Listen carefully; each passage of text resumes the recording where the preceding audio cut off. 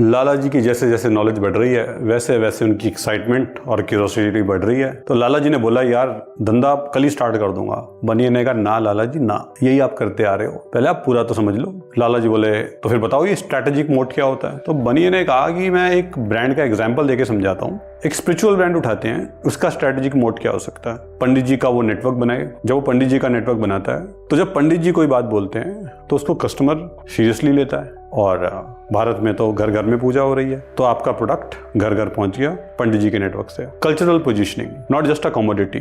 लाला जी बोले वो क्या होता है। तो बनिए ने कहा लाला जी जब आप कल्चरल पोजीशनिंग कर देते हैं तो जो आपका कस्टमर है उससे रिलेट कर पाता है, तो आपका प्रोडक्ट कमोडिटी नहीं रह जाता है, फिर वो सिर्फ एक प्रोडक्ट नहीं रह जाता है, वो एक इमोशन में कन्वर्ट हो जाता है। तो लाला जी ने बोला कि यार ये सब तो ठीक है पर करेगा कौन।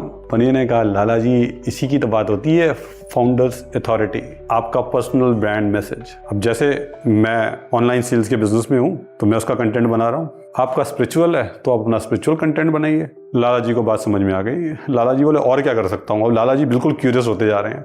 तो बनिए ने कहा स्ट्रेटेजिक पार्टनरशिप करो, गवर्नमेंट के साथ काम करो, स्पिरिचुअल लीडर्स के साथ वो काम करे, एक्सपोर्ट करे, और सबसे इंपॉर्टेंट जिस ज्योग्राफी में जाए उसके हिसाब के एसक्यूयू बनाए। मान लीजिए कि अगर वो साउथ में कर रहा है तो करुंगली वाला बेचे, मान लीजिए अगर वो नॉर्थ कर रहा है तो आपको पता ही है, आप तो खुद ही नॉर्थ से हो। तो लाला जी को बात समझ में आ गई कि मोड क्या होता है, स्ट्रेटेजिक मोड। तो लाला जी बोले कि अब तो समझ में आ गया, मैं तो ग्लोबल एक्सपैंड कर दूंगा। तो बनिए ने कहा लाला जी उसके लिए अगला वीडियो देखना पड़ेगा आपको।